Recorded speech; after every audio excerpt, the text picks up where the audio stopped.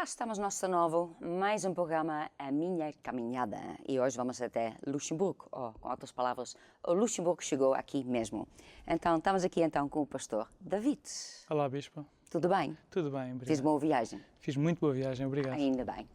Então, vamos começar no início. Você nasceu onde? Tem irmãos? Como é que foi quando você era criança? Sim, então eu vim de uma família tenho vários irmãos e tudo começa, a minha vida com Deus começa através da minha avó. Sim. Minha avó, como quase todos os portugueses, era católica. Você nasceu onde já agora? Eu nasci em Loures. Em Loures? Em Loures. Ah, Loures mesmo? Nasci em Loures, em Santo António dos Cavaleiros. Ah, ok. Entretanto, depois mudou para o outro lado? Depois mudei para o outro lado do rio, na margem sul. Sim, é isso. Então, tem quantos irmãos? Eu tenho 4 irmãos. 4 irmãos. Você é número? Sou o número 3, sou do meio. O número 3 no meio, pronto, sim. Pronto. Exato. Tenho 2 mais velhos e 2 mais novos.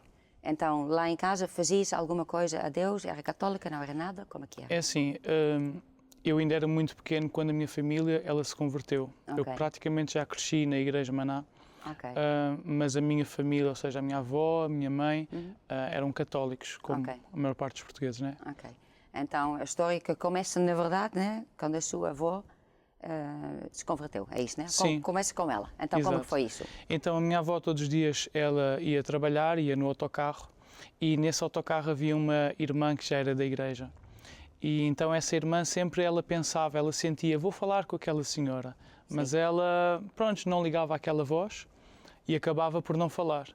Até que chegou um dia em que ela disse, não, eu vou lá falar com ela, não lhe conheço lá nenhum. Aquela senhora é a sua avó? Não, aquela senhora era amiga, era alguém que andava no autocarro com a minha avó todos os dias. Sim, ok. Ela não era amiga da minha avó, não conhecia, mas cruzavam-se no autocarro. Ok, e ela que estava a pensar e tem que falar com esta pessoa que é a sua avó. Exatamente. Okay. Então, até que chegou o dia em que ela ganhou coragem e ela foi então falar com a minha avó. E claro, às vezes nós pensamos, aquela pessoa vai ser muito difícil, ou aquela pessoa... E na verdade a minha avó, ela estava com o coração muito receptivo. Então, logo na primeira sexta-feira, logo a seguir... Então, convidou-a para a igreja e o seu avô logo foi? Logo foi. Foi a minha avó. Depois, passado um fim de semana, já foi o resto da família, as filhas, ou seja, a minha mãe, as minhas tias. E então a minha família logo entrou na igreja. A igreja foi, na época, foi onde? Qual foi a igreja? Eu penso que foi na Praça de Espanha. Pronto. Mas você não tinha nascido ainda? Ainda não tinha nascido. Pronto, então não sabe onde que é, não tem ainda factos para... Exato, não posso falar porque, pronto. Então, realmente, assim, várias pessoas, principalmente as filhas da minha avó, já começaram a ir. Entretanto, a minha avó, toda a vida dela, ela lutou, ela trabalhou, orou, esforçou-se para conquistar o resto da família.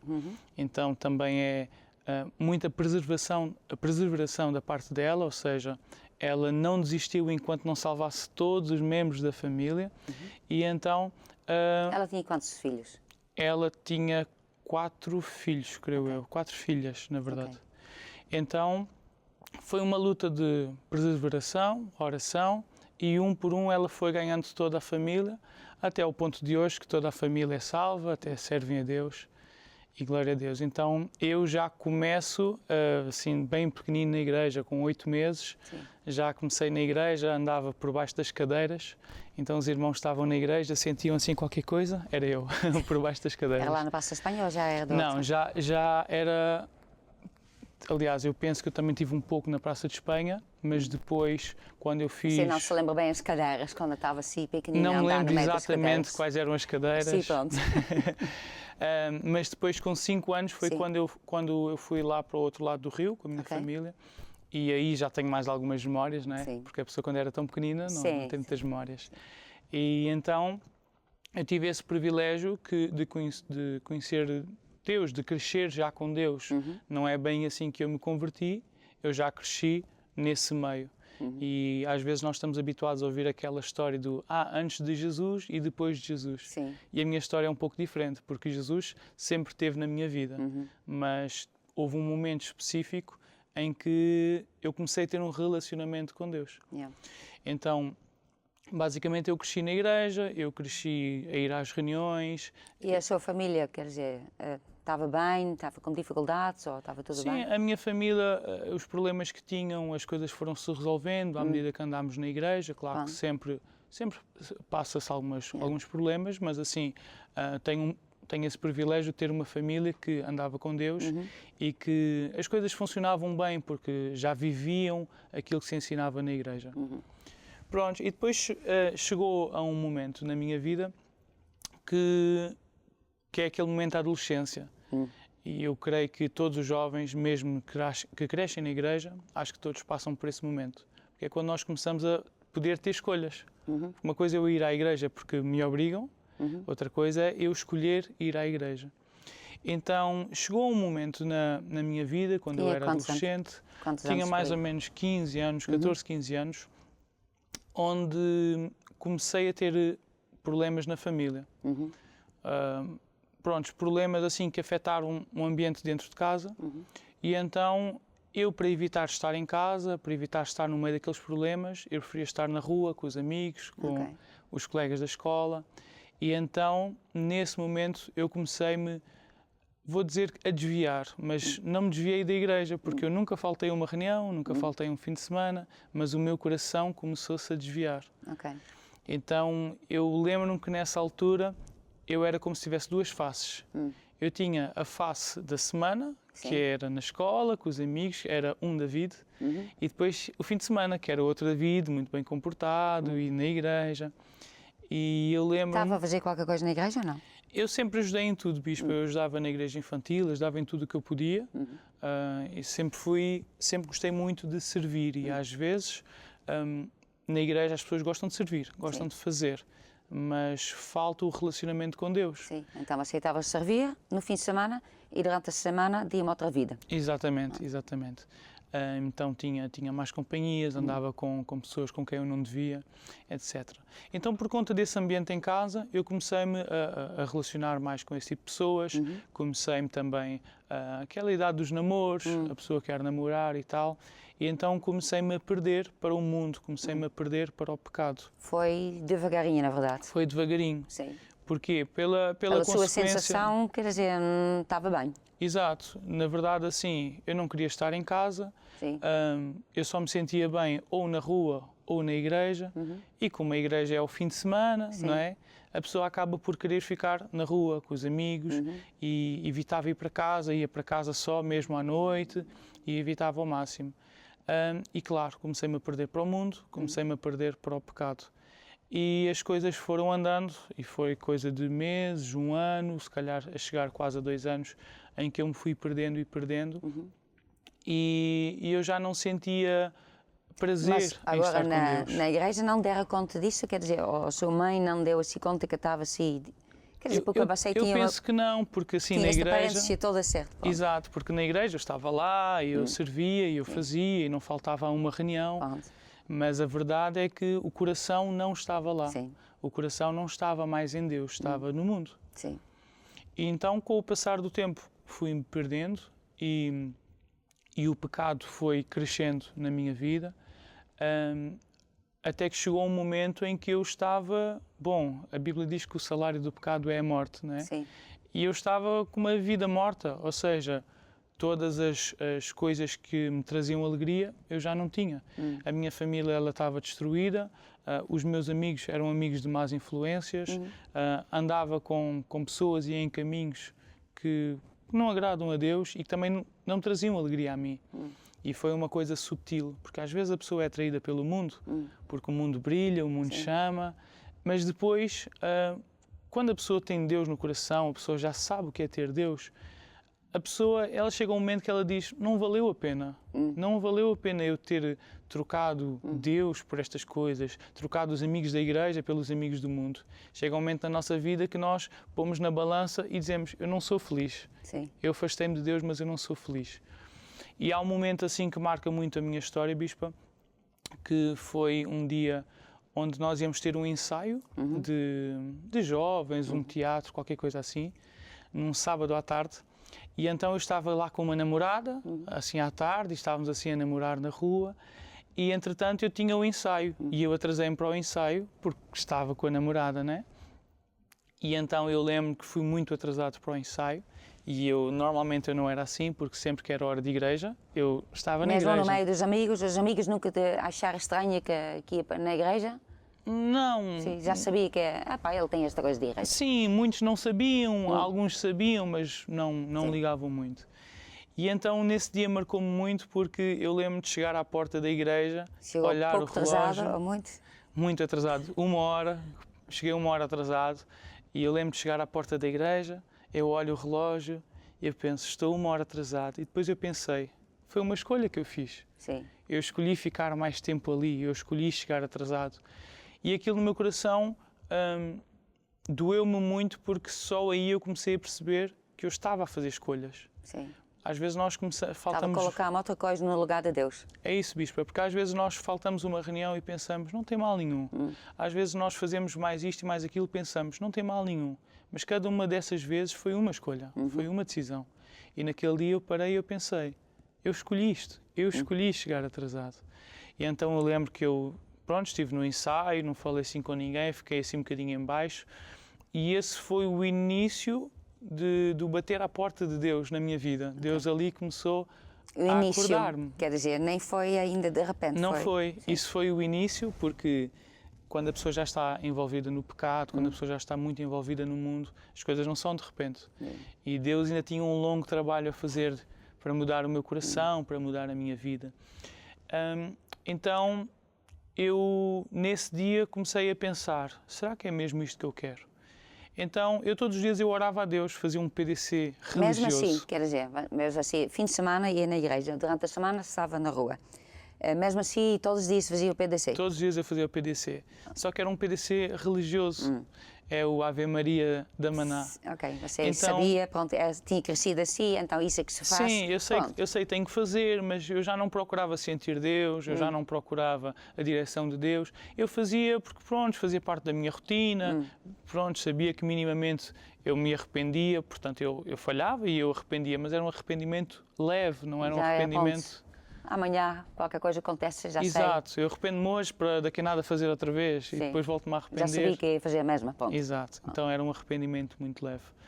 Então, os problemas na família continuaram, as coisas até pioraram e parece que quanto mais problemas eu tinha, em vez de me voltar para Deus, eu voltava mais para o mundo, voltava mais para o pecado e até que chegou a um dia que eu acho que foi assim o dia mais marcante da minha vida, que eu estava mais uma vez num desses PDCs religiosos que eu fazia, ali no meu quarto, Pai nosso que estás nos céus, santificado seja o teu nome, venha o teu reino, seja feita a tua vontade, mas algo assim que saía da boca para fora. E eu gosto de pensar e acredito nisso, que pela graça de Deus, Deus apareceu naquele dia, pela misericórdia, não foi algo que eu mereci. Você não estava à procura diferente, você estava mesmo na sua religiosidade, na verdade. Sim, a Bíblia diz, buscai a Deus de coração e o encontrareis, né? Quando buscares de todo o coração. E a verdade é que naquele dia não estava de todo o coração. Sim. Estava mais uma vez em mais um PDC, mas Deus é um Deus de misericórdia. E as coisas que Ele traz à nossa vida, nem sempre é porque nós merecemos. Sim. E então eu, nesse dia, estava a orar a Deus, lá está a importância da oração, porque pelo menos eu dei uma forma de Deus aparecer. Sim, às vezes nós nem permitimos a Deus de aparecer.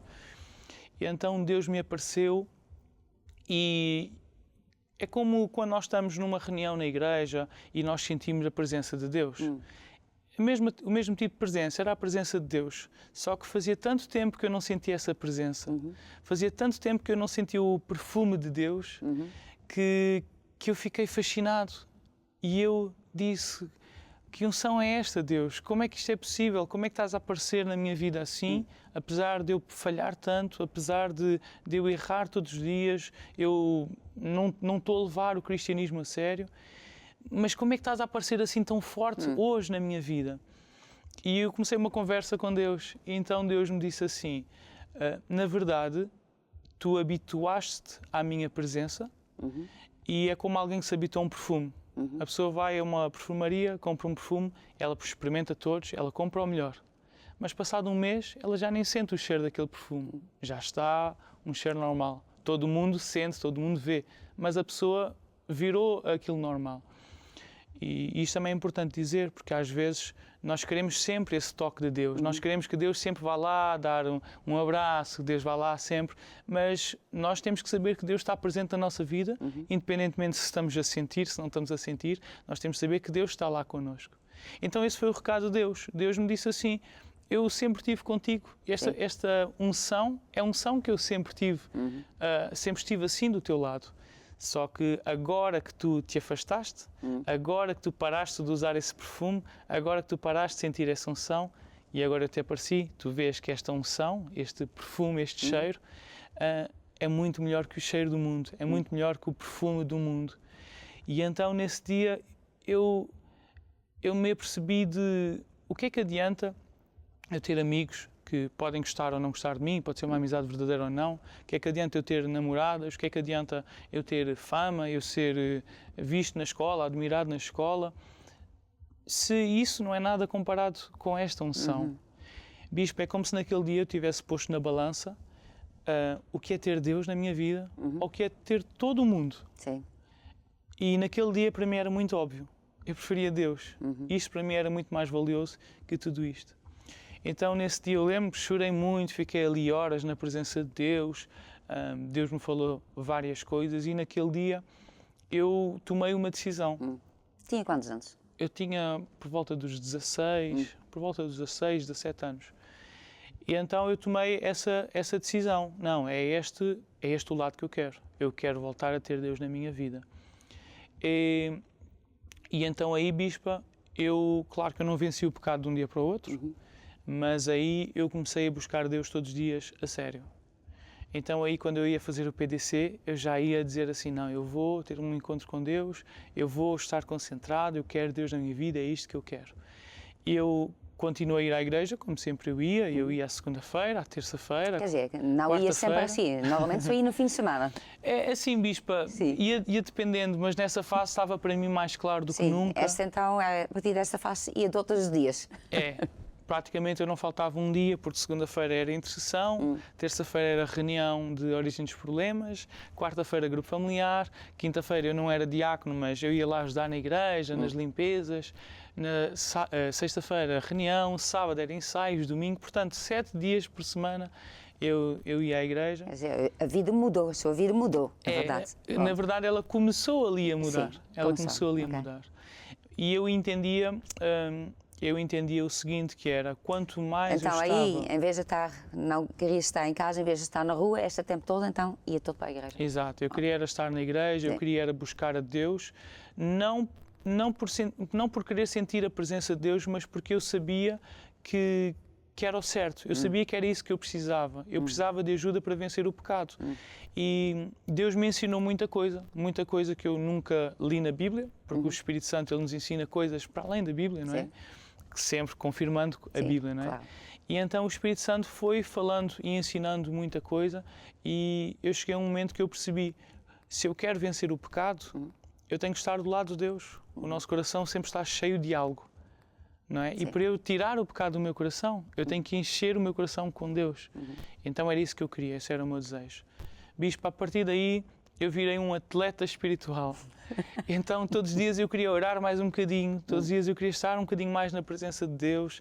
Eu lembro-me, por exemplo, de manhã, quando eu acordava, mesmo se eu estivesse atrasado para a escola, eu ia orar o meu tempo, eu não orava menos tempo, e eu ia atrasado para a escola e se os professores ralhassem, para mim a decisão era clara. Eu precisava de vencer o pecado, eu precisava da ajuda de Deus, eu precisava ter Deus na minha vida. Então eu lembro-me que à hora do almoço eu ia para casa a correr, eu não almoçava e ia orar. E depois voltava para a escola, no fim da escola eu ia para casa a orar. Eu ia para a igreja à noite, eu chegava a casa e ia orar.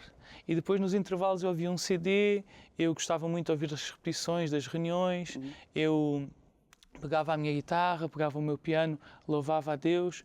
Então eu comecei a ter um relacionamento com Deus, que na verdade isso era o que sempre me faltou. Sim.